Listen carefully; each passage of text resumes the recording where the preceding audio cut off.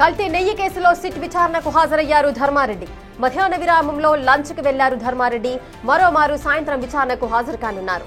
మీడియాతో మాట్లాడడానికి కిందకు దిగి ఆపై హడావిడి చేసి మాట్లాడకుండానే వెళ్లిపోయారు ధర్మారెడ్డి.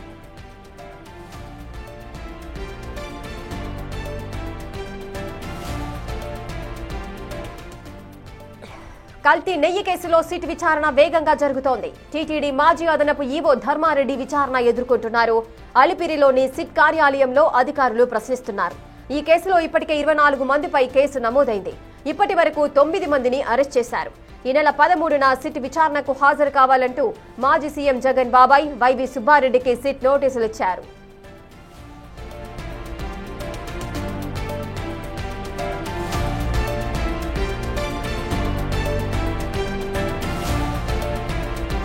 ఇక కల్తీ నెయ్యి కేసులో సిట్ విచారణకు హాజరయ్యారు ధర్మారెడ్డి. మధ్యాహ్న సమయంలో లంచ్ కు వెళ్లారు. అలాగే మరోమారు సాయంత్రం విచారణకు హాజరు కాబోతున్నారు. కానీ మీడియాతో మాట్లాడడానికి మాత్రం కాస్త వెనకడుగు వేసినట్టుగా తెలుస్తోంది. మీడియా అక్కడ హడావిడి చేసిన ఎక్కడ కూడా ధర్మారెడ్డి మాట్లాడకుండా సైలెంట్ గా ఆయనైతే వెనుతిరిగారు. అలాగే కల్తీ నెయ్యి కేసులో సిట్ విచారణ అయితే వేగంగా జరుగుతుంది.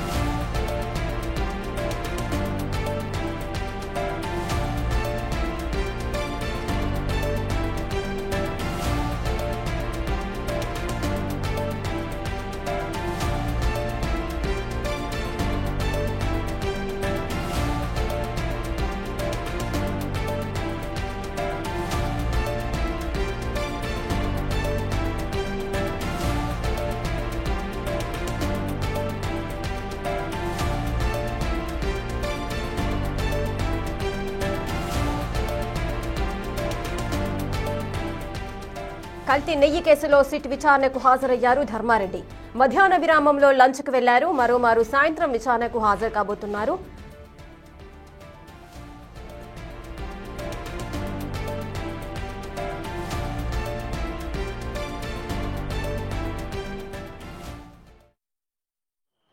రేఖ, ఏదైతే కల్తీ నెయ్యి విచారణకు సంబంధించి సిట్ తన విచారణలో వేగం పెంచిందని చెప్పవచ్చు.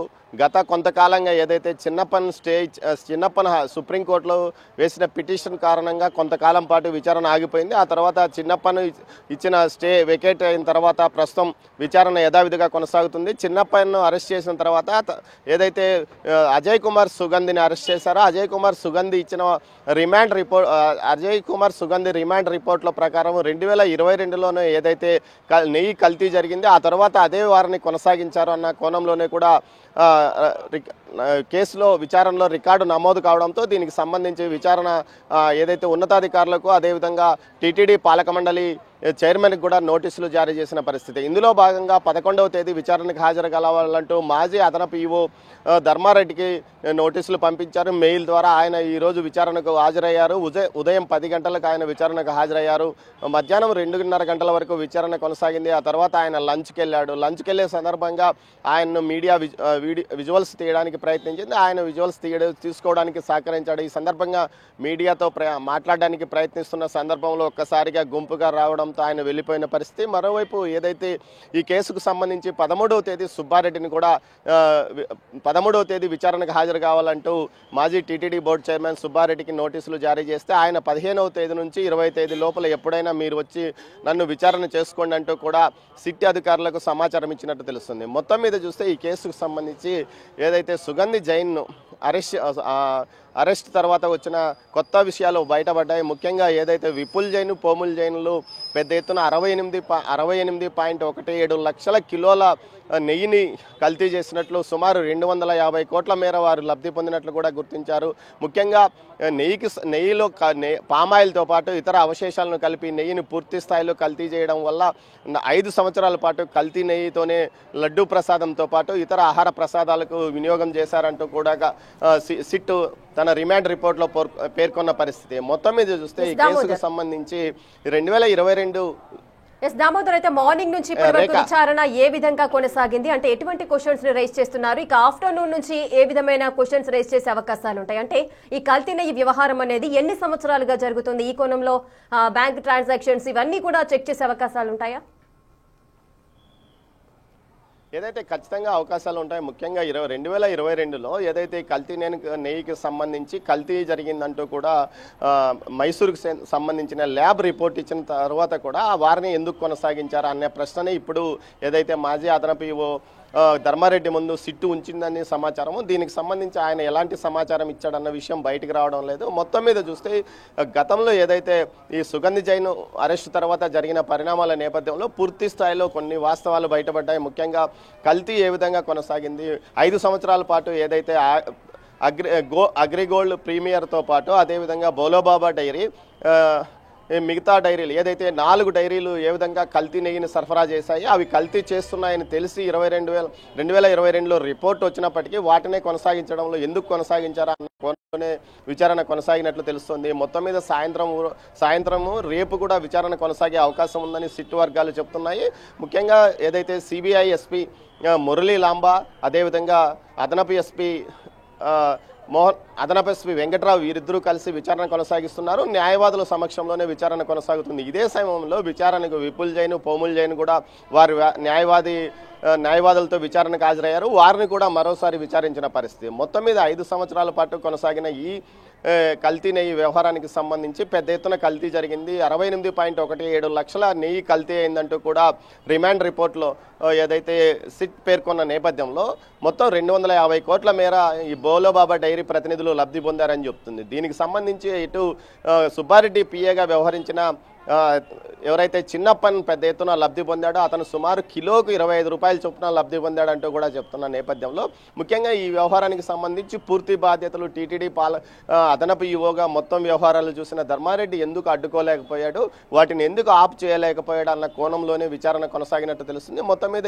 దీనికి సంబంధించి ఆయన ఎలాంటి సమాధానాలు చెప్పాడో మరి కొంత తేలే అవకాశం ఉంది. మొత్తం మీద ఆయన లంచ్ విరామానికి వెళ్ళాడు. లంచ్ తర్వాత మరోసారి ఆయన్ని విచారించే అవకాశం ఉంది.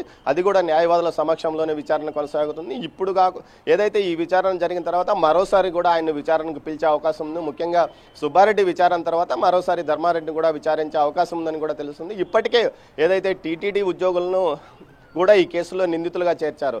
ఏదైతే A9, A10 ఉన్న టీటీడీ ఉద్యోగులు ఇచ్చిన సమాచారం వాంగ్మూలం మేరకు ఏదైతే కల్తీ నెయ్యి జరిగిందని తెలిసినప్పటికీ ఎందుకు నెయ్యిని తిరిగి ఎందుకు అదే నెయ్యిని మళ్ళీ కొనసాగించారో అన్న కోణంలో కూడా విచారించే అవకాశం ఉంది. మొత్తం మీద చూస్తే కల్తీ నెయ్యికి సంబంధించి బోలోబాబా డైరీ వివిధ డైరీల పేర్లతో AR డైరీ, అదేవిధంగా వైష్ణవ్ డైరీ ఇలాంటి డైరీల పేర్లతో బోలోబాబా డైరీని నేరుగా ఈ నెయ్యిని ఇక్కడ సరఫరా చేసింది. మొత్తం మీద అసలు పాలు సేకరించినట్లు ఎలాంటి ఆధారాలు లేవు, అసలు పాలు సేకరించలేదు. కేవలం విపుల్ జైన్, పోమిల్ జైన్ వారి కుటుంబం కూడా ప్రతిరోజు 200 లీటర్లు పాలు సరఫరా చేసినట్లు రికార్డుల్లో ఉందంటే అసలు ఎంత ఫేక్ అంటే ఎంత నకిలీ డైరీని అక్కడ క్రియేట్ చేశారో. ఏదైతే బోలోబాబా ఆర్గానిక్ అనే పేరు బయటికి చెప్తున్నది అది బోలోబాబా ఆర్గానిక్ కాదని ఓ ఆర్గానిక్ అనే పేరు కూడా మార్పు అని తెలుస్తుంది. మొత్తం మీద పేరు తప్పు, అసలు అక్కడ నెయ్యి లేదు, పాలు లేవు, కేవలం రసాయనాలతో తయారు చేసిన నెయ్యిని వారు టీటీడీకి 5 సంవత్సరాల పాటు సరఫరా చేశారని సిట్ తన రిమాండ్ రిపోర్టులో పేర్కొంది. ఈ నేపథ్యంలో ఇలాంటి డైరీని మీరు ప్రత్యక్షంగా చూడాల్సి ఉంది కదా. డైరీని చూసిన తర్వాతనే నెయ్యి ప్రొక్యూర్మెంట్ చేయాల్సి ఉంటుంది. ఏదైనా వస్తువును భారీ ఎత్తున కొనుగోలు చేసినప్పుడు ప్రొక్యూర్మెంట్ కమిటీ ఆ ప్రదేశానికి వెళ్ళి అక్కడ ఉన్న వస్తువుల యొక్క నాణ్యత, దాని యొక్క సేవలు, గత ఎంతకాలంగా వీరు వీటిని ఉత్పత్తి చేస్తున్నారు అన్న ఈ విషయాలను పరిగణలోకి తీసుకున్న తర్వాతనే వాటిని కొనుగోలు చేయాల్సిన కొనుగోలు చేసే పరిస్థితి ఉంది. కానీ అవన్నీ వేటిని పట్టించుకోకుండా అసలు నెయ్యి పాలు సేకరణ చేయని వారు, నెయ్యి ఉత్పత్తి చేయని వారు కేవలం నెయ్యిని ఉత్పత్తి చేస్తామంటూ, తక్కువ ధరకు ఉత్పత్తి చేస్తామంటూ వస్తే ఎలా అంగీకరించారు, ఎలా వారితో సరఫరా చేయించుకోగలిగారు అన్న కోణాల మీదే దర్యాప్తు విచారణ కొనసాగినట్లు తెలుస్తోంది Rekha. Right, thank you Damodar, thanks for the details.